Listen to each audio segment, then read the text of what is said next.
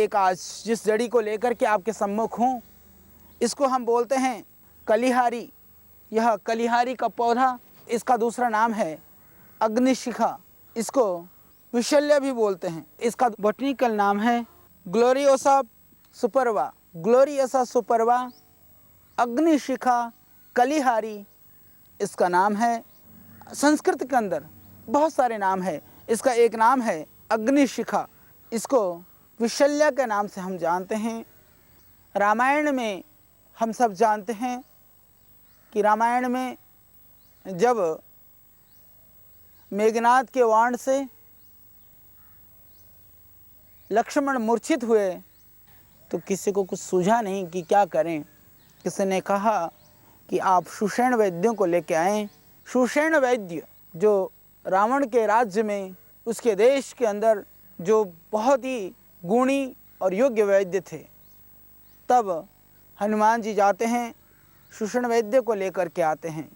हम सब जानते हैं कि सुषेण ने कहा कि इनके लिए कुछ औषधियों की ज़रूरत है, आप उन जड़ी बूटियों को लेकर के आएँ।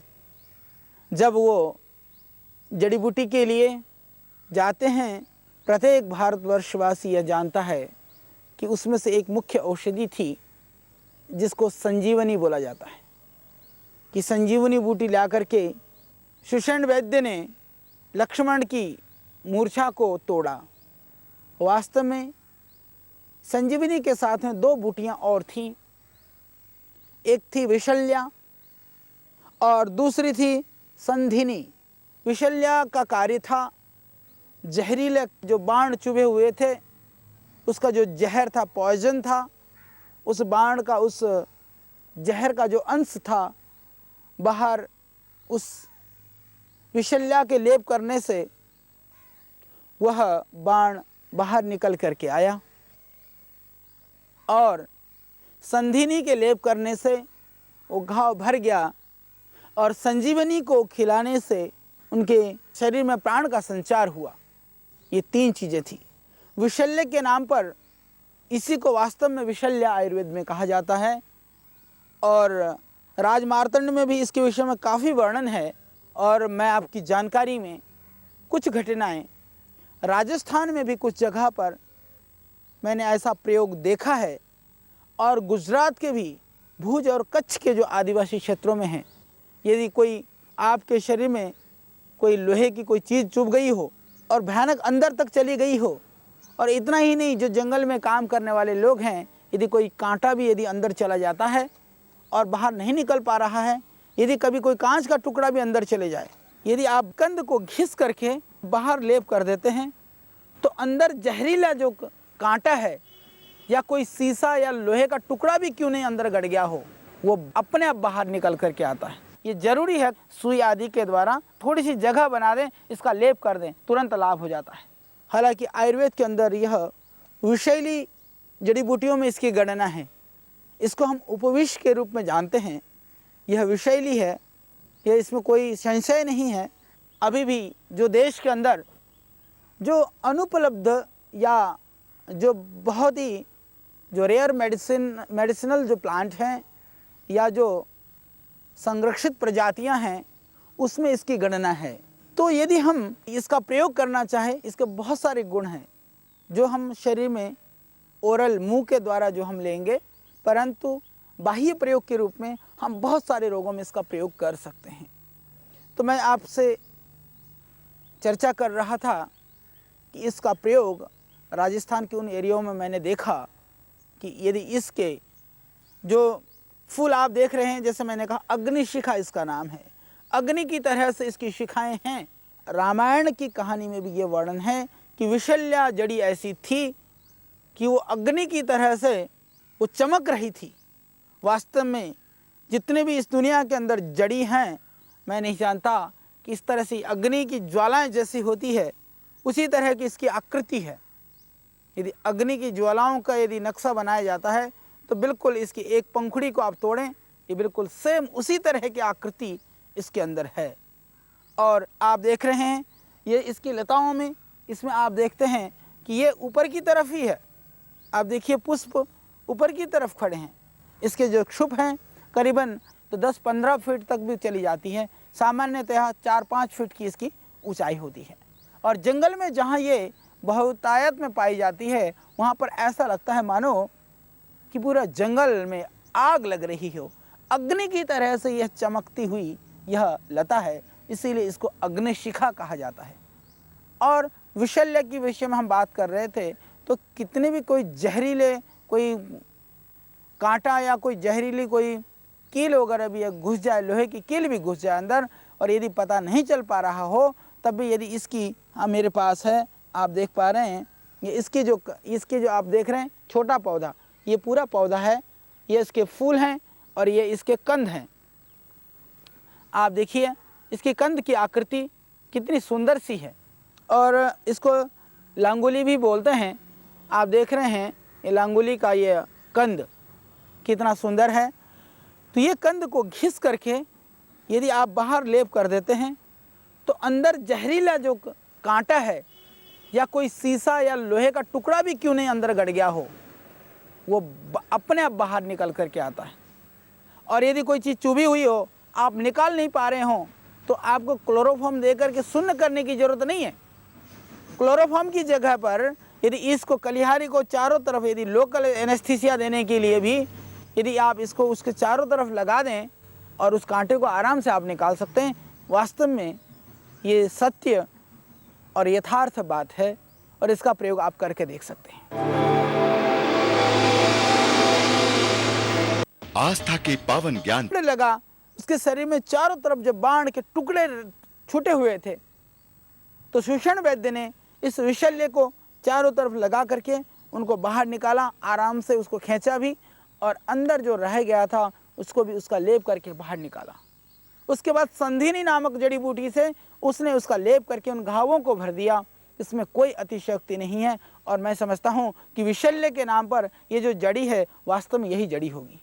उनका तो क्या कहना, आज राम सेतु को भी वो कहते हैं कि ये जो है एडम ब्रिज के नाम से वो जानते हैं, परंतु वो नहीं कहते कि ब्रिज नहीं है, ये राम का बनाया हुआ नहीं है।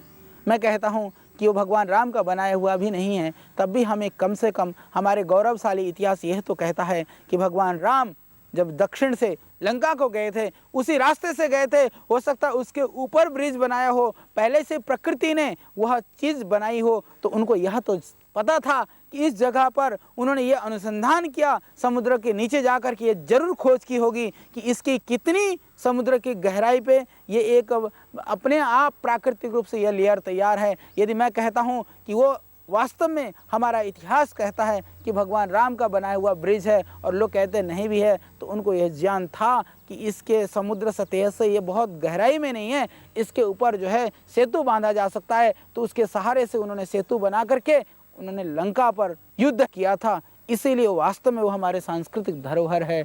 तो हमें शर्म होना चाहिए कि हम सांस्कृतिक गौरव को भुला करके भी हम अपने आप को कहीं भारतीय कहने में शायद गौरवान्वित कभी भी महसूस नहीं कर सकेंगे। इसलिए ज़रूरी है जो व्यक्ति, जो समाज, जो जाति अपने इतिहास को भुला देता है, वास्तव में वो जाति बहुत लंबे समय तक वह अपने सत्य और स्वाभिमान के साथ जीवित नहीं रह सकता। कुछ ऐसा ही आज हमारे साथ किया जा रहा है।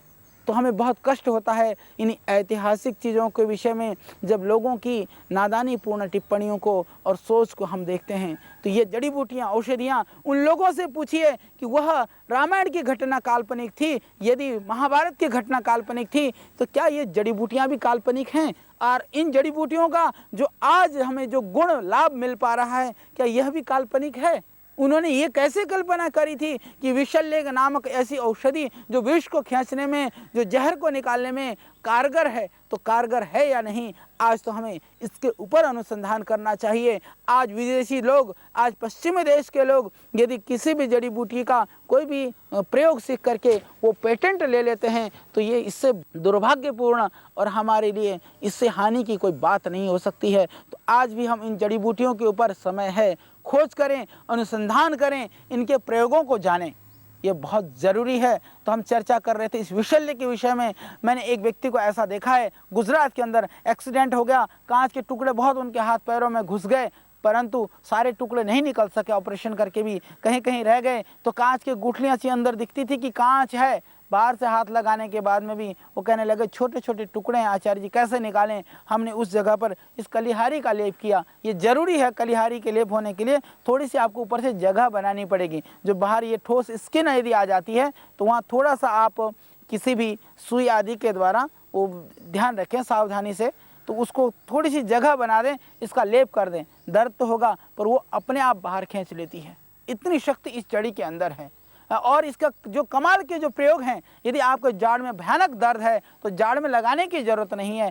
आप उसके विपरीत दिशा के, जो जैसे मान लीजिए कि दायां हाथ के दाएं साइड के जाड़ में दर्द है तो बायां हाथ के आप अंगूठे के ऊपर इसकी जड़ का आप लेप कर दें। लेप कर देने से उस जाड़ का दर्द ठीक हो जाता है, उस जाड़ के इन्फेक्शन में लाभ हो जाता है, तुरंत लाभ हो जाता है। और इसका प्रयोग आप करके देखिए। जिस औषधि के अंदर इतनी क्षमता हो कि सिर्फ नाखून में लगाने से, हाथ पैर के नाखून में लगाने से वो जाड़ तक असर करती हो, और कान दर्द में भी उसी तरह से आप प्रयोग करें तो निश्चित रूप से आपको लाभ होगा। और इसको गर्भघातिनी भी कहा गया क्योंकि यह अंदर से सभी चीज़ों का स्राव करने में सक्षम है। नाभि पर यदि लेप कर दिया जाता है तो गर्भ जब डिलीवरी का समय होता है, माताओं बहनों को बहुत दर्द होता है, तो यदि नाभि पर भी यदि कलिहारी का लेप कर देते हैं तो गर्भ का स्राव हो जाता है, इससे आराम से गर्भ निकल आता है। तो जो गर्भिणी वैसे ही हैं तो गर्भस्राव के ऊपर भी इसका प्रयोग करके देखा जा सकता है। और सर्प विष में भी इसका प्रयोग प्राचीन काल में किया जाता था। इतना मैं जरूर कहूँगा, सर्प विष के लिए आज एक अनुसंधान की आवश्यकता है, उसको देखने की आवश्यकता है कि इसके अंदर कितनी क्षमता है। हालांकि आज भी आदिवासी क्षेत्रों में सर्प कटे पर इसी का बहुत थोड़ी सी मात्रा में चूर्ण दे करके सर्प विष का इससे समन होता है। ये सर्प विष के लिए भी बहुत ही उत्तम है। और खाने में क्योंकि इसको उपविष की गणना की गई है तो सावधानी की जरूरत है। इस द्रव्य को शोधन करके किया जाता है। बहुत सारे जो टॉनिक हैं, जो शरीर में ताकत देने के लिए, बहुत सारे जो पेन किलर हैं, दर्द की औषधियां हैं, इसका प्रयोग होता है। इसको एक तरह से जो वत्सनाभ है उसका विकल्प भी माना गया है। तो इसके बहुत सारे गुण हैं। आइए हम उन ऐतिहासिक, उन सुंदर और सुनहरे पन्नों को पलट करके उन गौरवशाली इतिहास को जानें और इन गौरवशाली, इन दिव्य जड़ी बूटियों के संदर्भ में अपनी जानकारी को बढ़ाएं, उसके ऊपर खोज करें। यदि आपके पास भगवान का दिया हुआ संसाधन है तो इस कार्य के लिए आप जुट जाएं, और नहीं भी है, आप किसी भी क्षेत्र में रहते हैं तो इन जड़ी बूटियों का प्रयोग करके आप स्वयं स्वस्थ रह करके और अपने समाज को स्वस्थ करने के लिए, जो आज हमारे देश के उन करोड़ों भाई बहन जो दवाई की वजह से चिकित्सा नहीं कर पा रहे हैं, ये घाव भी भरता है। यदि इसका पाउडर कर करके उस पाउडर को यदि घाव के ऊपर भी बुरक दें, मैंने देखा है गांव में इस तरह की साधनहीन लोग जो घाव होने के बाद में भी, कटने के बाद में भी पश पड़ रहा है, इन्फेक्शन हो रहा है, वो सूख नहीं पा रहा है, उस स्थिति में भी यदि नीम के पानी से उस घाव को धो दें और इसको थोड़ा सा रुई में करके, कॉटन में करके, इसके पाउडर को उसमें लगा करके पट्टी कर दें, निश्चित घाव सूख जाता है, भर जाता है। जो इन्फेक्शन है वो दूर हो जाता है। जो लाखों की दवाई से जो लाभ नहीं हो सकता, जो कुछ कार्य नहीं किया जा सकता है, वो इन दिव्य औषधियों से किया जा सकता है। इस पौधे को आप घर में भी लगाएंगे और किसी दीवार के सहारे से भी चढ़ाएंगे। हालांकि ये सीजनल है, वर्षा ऋतु के आसपास पुष्प खिलता है, पर वर्ष में भी यदि आप महीने भर भी यदि इसको खिलते हुए देखें तो आपकी तबीयत खुश हो जाएगी। तो घर में भी गमले में ही लगा सकते हैं। और यदि आपको कहीं कांटा चुभ जाए, कहीं कोई चीज़ लग जाए तो प्रयोग करके देखिए किस तरह से यह चमत्कारिक प्रयोग है, चमत्कारिक यह जड़ी है, यह औषधि है। वास्तव में यह वह विशल्य है, विष को शांत करने वाली है, विष को निकालने वाली है। तो आप इसको अपने जीवन में प्रयोग करिए और देश की इस जड़ी बूटियों की जो हमारी वैभव है, जड़ी बूटियों की ये जो दिव्य गुण हैं, उनसे हम परिचित हों। आइए इस मिशन में हम सहभागी बने, साथी बने। फिर मैं आपके लिए एक और दिव्य औषधि के साथ कल फिर इसी समय फिर यहीं मिलेंगे।